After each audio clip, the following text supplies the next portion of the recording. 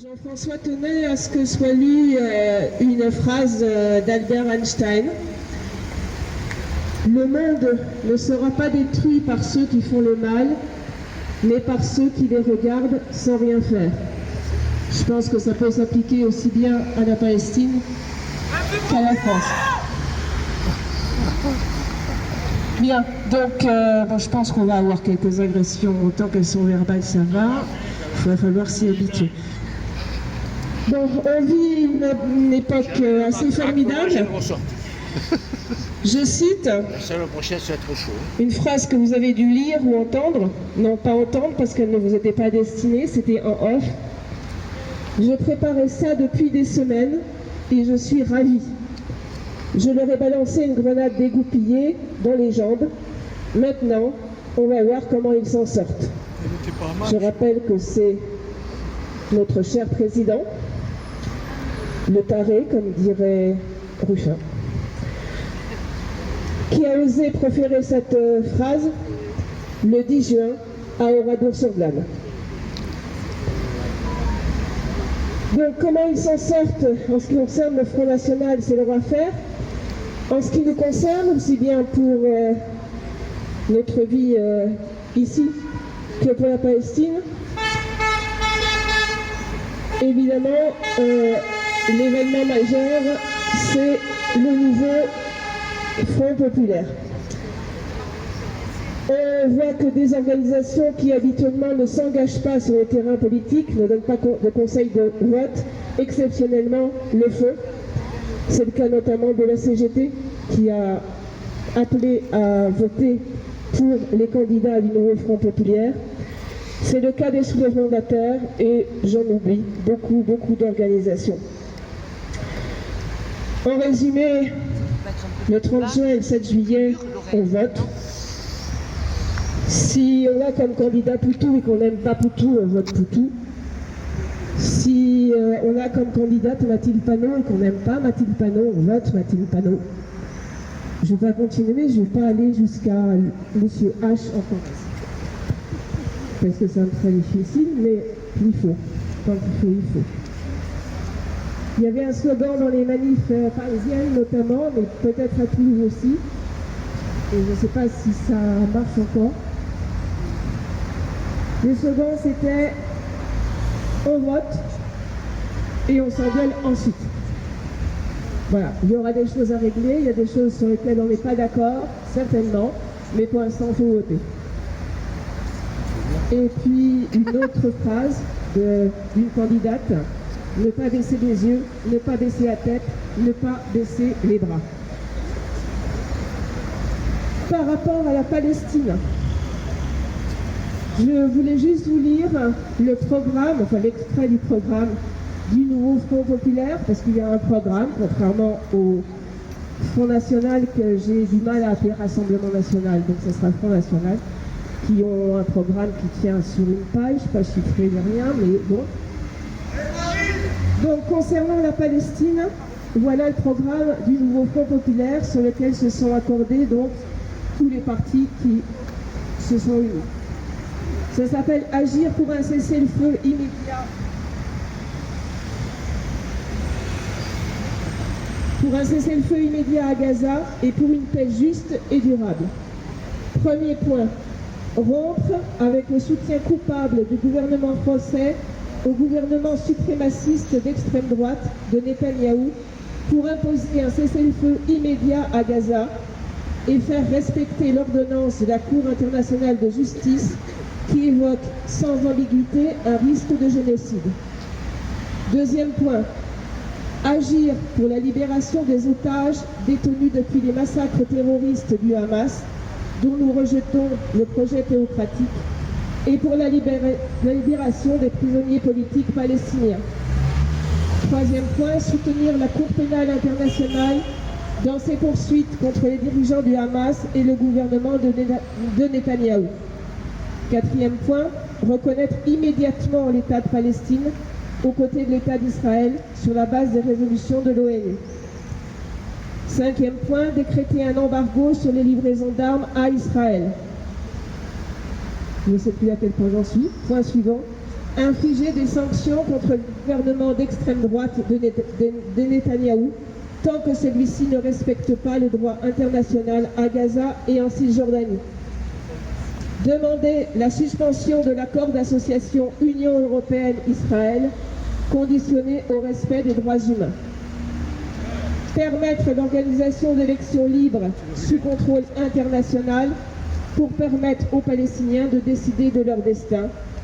Et enfin, faire respecter la souveraineté du Liban et la protection des 700 Français engagés sous casque bleu pour le droit international. Donc on peut le constater, c'est un texte de consensus. Il a été élaboré et je pense que par rapport au droit international, en tout cas, il est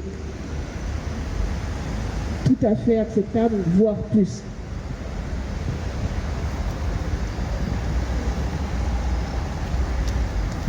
Je parlais d'organisations qui ne donnent pas de consigne de vote habituellement et qui en donnent, avec Jean-François, donc qui n'est pas là.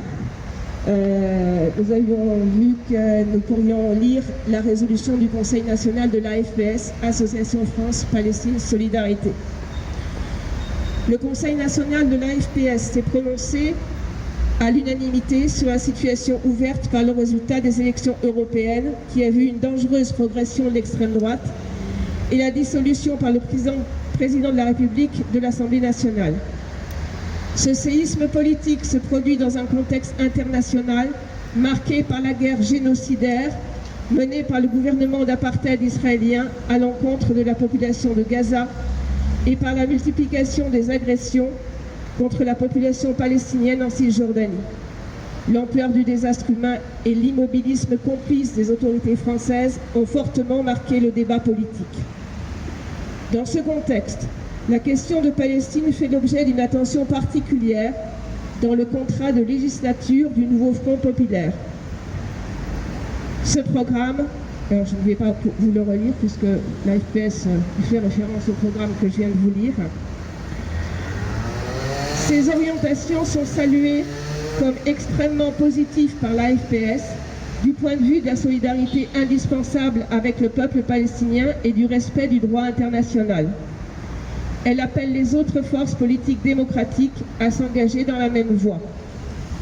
Elle dénonce les attaques calomnieuses dont sont victimes les élus et responsables politiques qui soutiennent les droits du peuple palestinien et rappelle, comme le fait le programme du nouveau Front populaire, son attachement à la lutte contre toutes les formes de racisme, dont l'antisémitisme et l'islamophobie.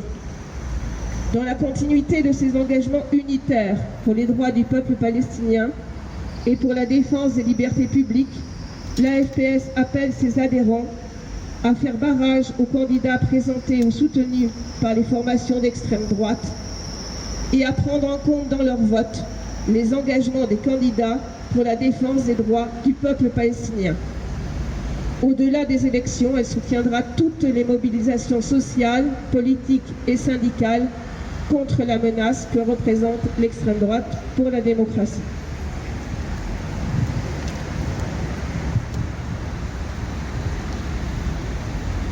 Vous l'avez remarqué, le débat apparemment, puisque le camp macroniste ne va pas faire un triomphe sans doute, se résume pour certains médias entre voter antisémite ou voter Rassemblement national. En ce qui concerne l'antisémitisme, des voix juives s'élèvent. Il y a une tribune qui a été écrite également qui démonte complètement les accusations d'antisémitisme sans faire l'impasse sur des maladresses, notamment contre la LFI. Je voulais juste vous lire le communiqué commun de l'UJFP, Union juive française pour la paix, et de Tzedek. Tzedek, ça veut dire justice, je crois, en hébreu. C'est un jeune collectif anticolonial juif. Face à la montée de l'extrême droite et au danger qu'elle représente pour tous et toutes les opprimés et pour les libertés publiques, l'UJFP et Tzedek décident de prendre part au nouveau Front populaire, seul à même d'ouvrir la voie à une alternative possible. La politique de droite menée par Macron et ses gouvernements non seulement n'est pas un rempart contre l'extrême droite, mais a montré qu'elle en emprunte des pans entiers et qu'elle en favorise la progression. Qu'il s'agisse de Macron, de la droite ou de l'extrême droite, tous défendent la répression coloniale en Kanaki et soutiennent inconditionnellement Israël dans son génocide à Gaza. Nous dénonçons la campagne indigne menée par les droites et les soutiens de l'État d'Israël visant à disqualifier la gauche ou certaines de ses composantes par l'accusation d'antisémitisme à cause de son soutien aux droits des Palestiniens et Palestiniennes. La lutte contre l'antisémitisme est fragilisée par ce dévoiement. Or, le principal danger pour les juifs et juives, c'est l'extrême droite, hier comme aujourd'hui. En tant qu'organisation juive antiraciste, antifasciste et anticolonialiste, l'UJFP et Tzedek rappellent que l'extrême droite est foncièrement antisémite, islamophobe, négrophobe, anti-tzigane, en un mot, raciste. C'est le cœur du projet politique du Rassemblement national. La mobilisation la plus large s'impose, l'UJFP et Tzedek y prendront toute leur part et feront en sorte de la faire croître dans toutes ses dimensions. Hey, bravo, oui. Bravo.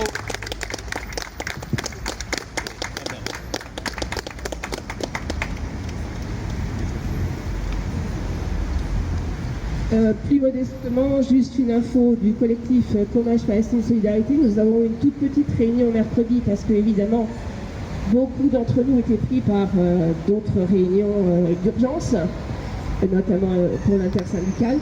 Mais nous avons pris la décision de nous donner comme priorité jusqu'au 7 juillet d'appuyer la campagne du nouveau Front populaire également. Bravo, bravo. Sans oublier évidemment qu'en Palestine, ça continue. Alors à ce sujet, je voulais juste vous faire part de deux choses. Premièrement, concernant le film monté par Émeric Caron, dont je vais vous donner quelques mots. J'ai préparé, si vous le souhaitez, un petit papier avec quelques liens pour ce film notamment.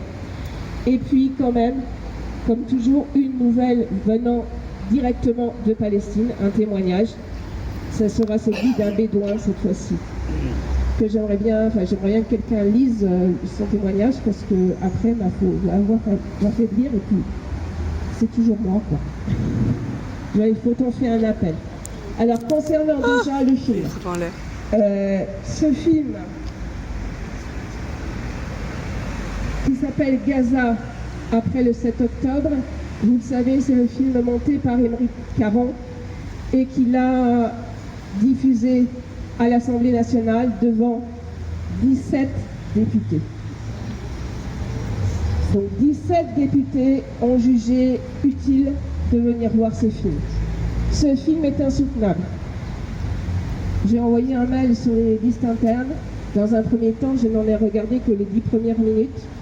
Et puis ensuite, je me suis dit que par respect pour les reporters, pour les secouristes, pour les médecins qui risquent leur vie et qui tiennent à nous envoyer les images, j'allais le regarder entièrement.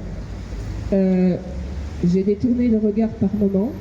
Donc ce film est composé essentiellement d'images venant de Gaza, tournées par des gens de Gaza, entrecoupées de paroles dites notamment par des politiques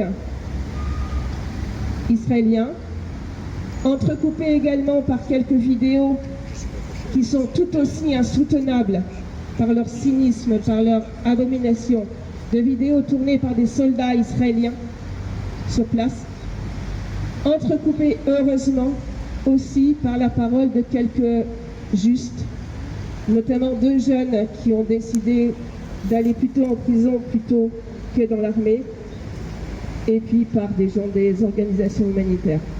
Donc si vous pouvez, je vous convie à le voir ou à le faire voir à des gens qui ne savent toujours pas ce qui se passe à Gaza. Donc il est en accès libre chez les Lutins de Pangée.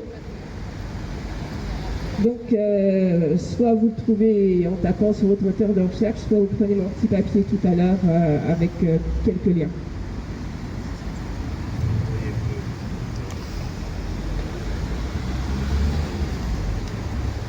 Et donc une dernière chose pour aujourd'hui, des nouvelles de Palestine, ça ne vient pas de Gaza, ça vient de Cisjordanie. C'est un texte de Mazin, je vais écorcher son nom, Mazin Koumsieh, qui se définit comme étant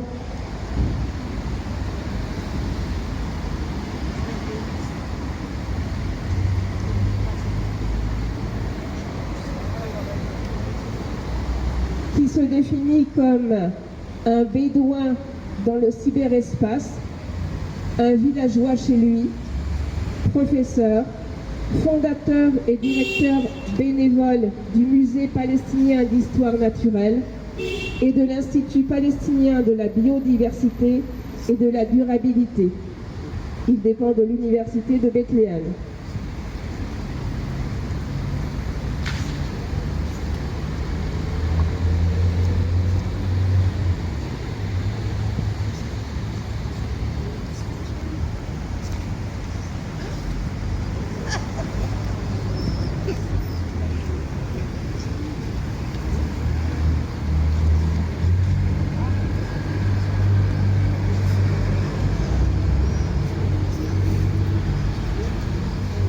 De gens qui disent bravo, qui Oui, klaxonnent. ce soir, ah oui, ce soir c'est clair.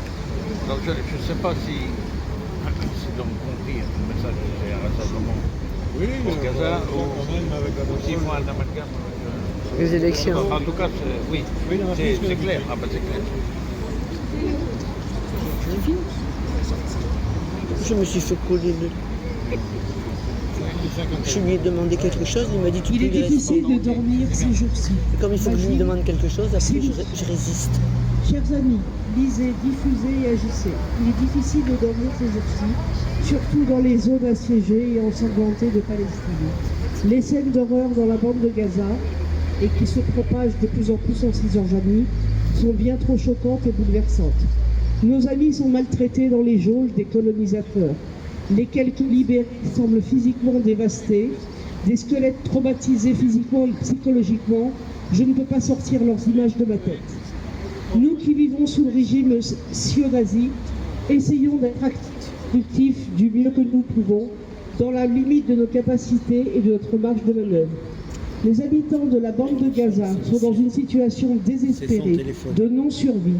Ils voient leur famille être anéantie, ne trouvent aucun soin médical pour les blessés ou les malades, meurent de faim et n'ont pas d'eau Moi potable. je dois t'envoyer un message. Ils savent que des centaines de millions de personnes dans le monde sont apathiques et que les hommes politiques sont achetés ou soumis au chantage par les criminels.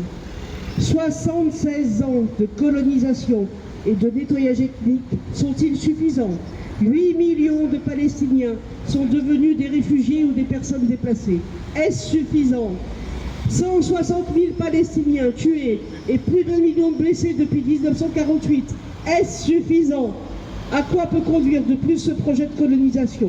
Peut-être une issue à l'australienne ou à l'américaine pour nous, Palestiniens indigènes. Mais si davantage de gens ne détournent pas le regard, mais restent humains et agissent de manière humaine, alors peut-être qu'il y aura de l'espoir pour ce qui reste de l'humanité.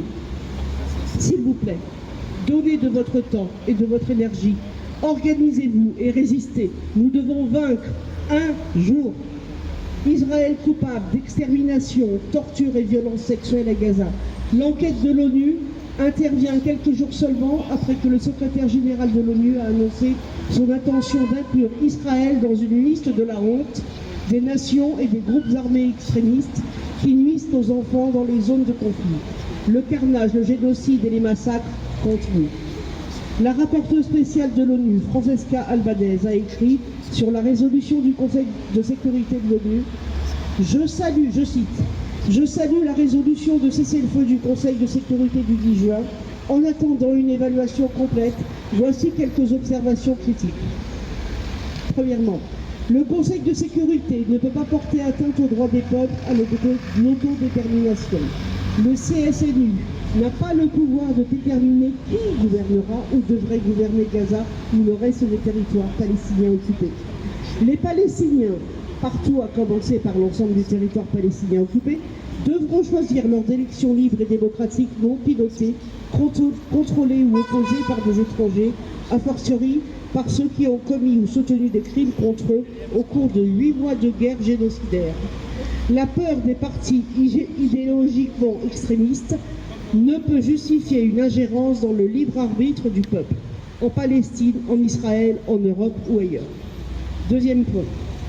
L'Est de Jérusalem fait partie du territoire palestinien occupé, avec ou sans mention dans la résolution de cessez-le-feu. Et Israël doit également s'en retirer. L'annexion reste illégale. Troisième point. Israël et non, la communauté internationale devrait payer pour la reconstruction de Gaza. Il y a quelque chose de pédagogique à être tenu responsable de ses propres crimes, notamment le domicile scolastique et la destruction du système de santé.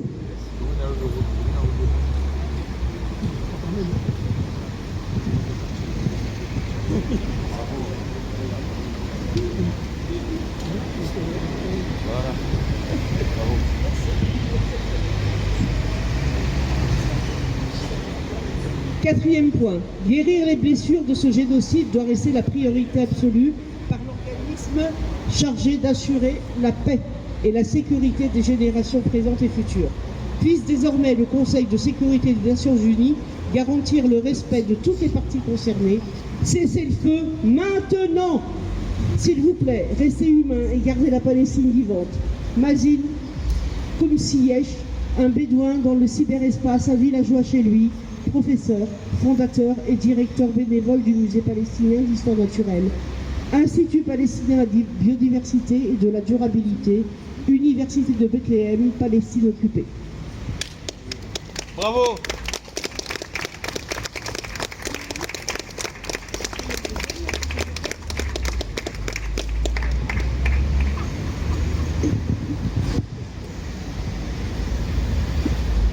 Bon, on va arrêter les lectures à moins que quelqu'un ait quelque chose à dire. Oui ? Je donnerai le papier après. Juste deux petites choses. Concernant les pourparlers cessez-le-feu, dont on ne sait toujours pas s'ils étaient écrits par Israël ou les États-Unis, vous savez que ça n'avance pas. Le Hamas veut absolument un cessez-le-feu permanent, ce qui est quand même scandaleux.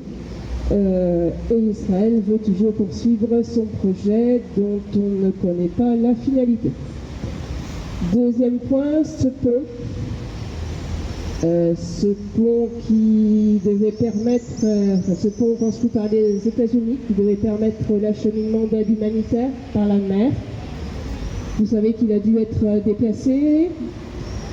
Les États-Unis disent qu'il y a eu une tempête. D'autres sources de la résistance disent qu'il a subi quelques tirs de mortier. On ne connaît toujours pas le but secret des États-Unis pour avoir construit ce pont. C'est certainement pas pour l'aide humanitaire, puisque c'est rien, l'aide humanitaire qui peut arriver par là. La seule aide humanitaire qui peut arriver vraiment, c'est celle par les camions autorisés par Israël. En revanche, il y a beaucoup d'enjeux. Premier enjeu auquel on peut penser, c'est une évacuation forcée des Palestiniens par la mer, des gens de Gaza. Ensuite, un pied mis par les États-Unis sur Gaza, sur une autre partie d'Israël. C'est une route pour le gaz. Les États-Unis se montrent gentiment garants de notre approvisionnement en gaz qui passerait par là. Plus le pétrole au large de Gaza. Merci. Plus si Israël, parce que je pense que les États-Unis pensent aussi qu'Israël va en prendre un sacré coup, ben, quand même encore un pied pour les États-Unis sur place, se rendre indispensable à nous, évidemment.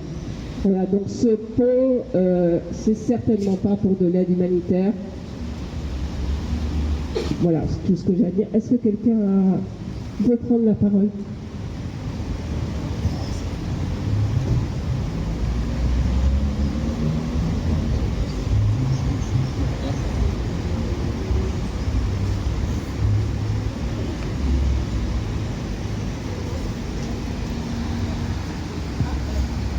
Juste une précision qu'on me demande. La semaine prochaine, c'est toujours mercredi parce qu'il y a le film mercredi aussi. Oui, donc mercredi, oui, j'avais oublié de dire, 26. Donc vigile.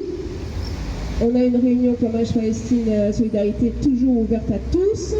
Ensuite, on fait une auberge espagnole. Vous êtes les bienvenus. Et ensuite, il y a le film donc de Marie Géniès, dont je ne me souviens plus le nom. Suivi d'un débat avec un animateur et une visio avec la réalisatrice. Donc mercredi prochain.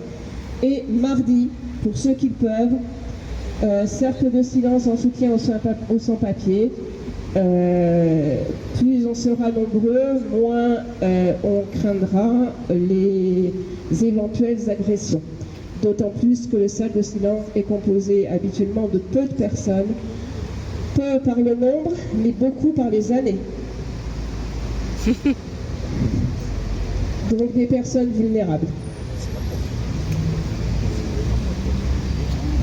Je vous mets une chanson pour Gaza, si ça.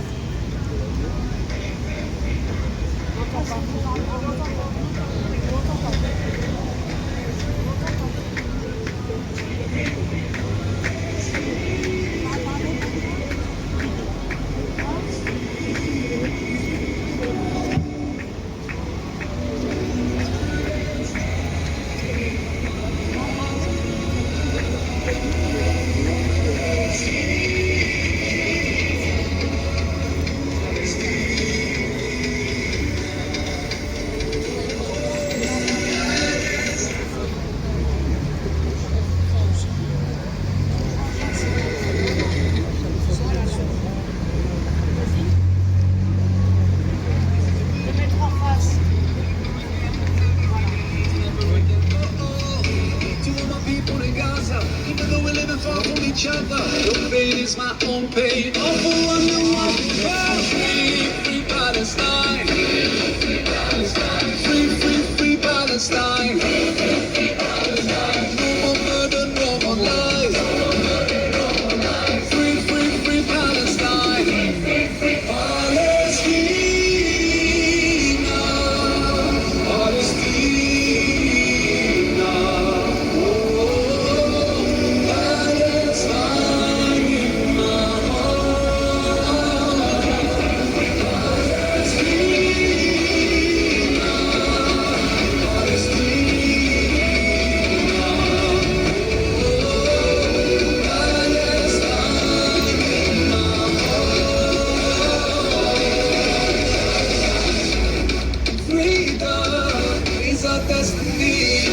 in my choice, better be on the right side of history. No one can be free till we all are free. Enough is enough. Gotta stop this genocide. Free, free Palestine. Free, free, free Palestine. No more murder, no more lies. Free, free, free Palestine. Palestine.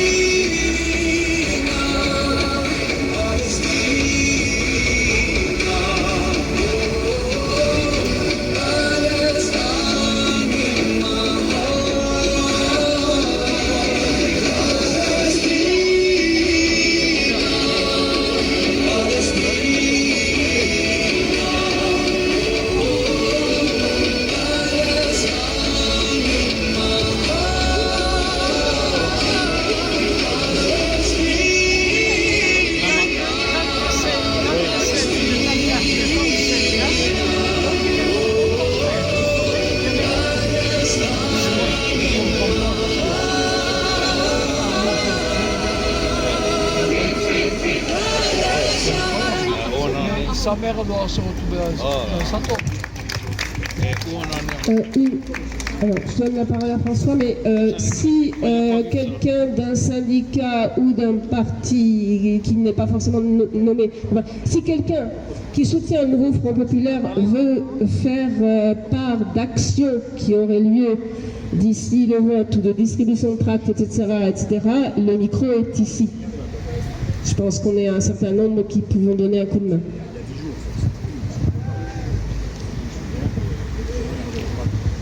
Oui, c'est juste pour vous dire que le monde d'aujourd'hui, dans le monde d'aujourd'hui, il y a une page entièrement consacrée à... Vous m'entendez? Oui, ça y est. Dans le monde d'aujourd'hui, il y a une page entièrement consacrée à des interviews de blessés palestiniens qui sont dans les hôpitaux du Qatar. Et c'est une page qui est extrêmement émouvante. Bon, je ne l'ai pas amené, parce que, bon, mais si vous avez l'occasion, essayez de le lire. C'est Le Monde daté du mercredi. Et la deuxième chose que je veux lire, c'est le journal Haaretz, qui est un journal israélien plus ou moins de gauche, a écrit un article avec des preuves à l'appui, donc a écrit un article avec des preuves à l'appui, comme quoi les services de renseignement israéliens avaient les plans de l'attaque du 7 octobre. Et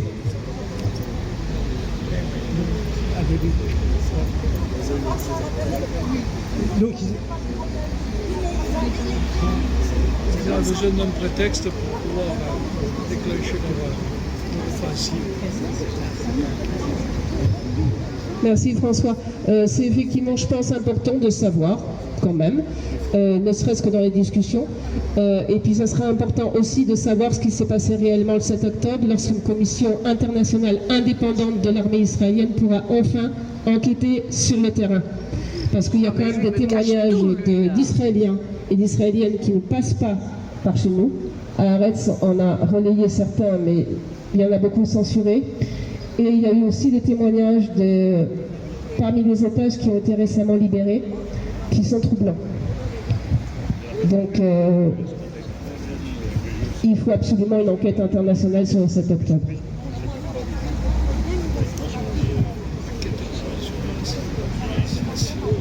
Je réitère ma proposition, il n'y a pas de distribution de tracts, ou alors il ne faut peut-être pas le dire en plein air.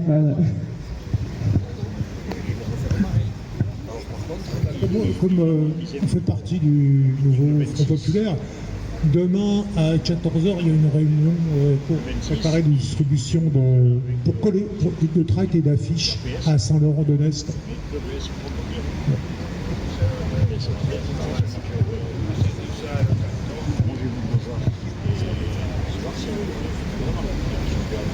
Bon, si personne d'autre ne veut prendre la parole, on va clore ici. Et on se donne rendez-vous mercredi prochain donc pour un nouveau rendez-vous Vigie Palestine. Et n'oubliez pas les procurations si vous n'êtes pas là le 30 juin, excusez-moi, ou le 7 juillet. N'oubliez pas de dire à vos proches qui ne seraient pas là que les procurations, on peut encore les faire et que c'est très simple.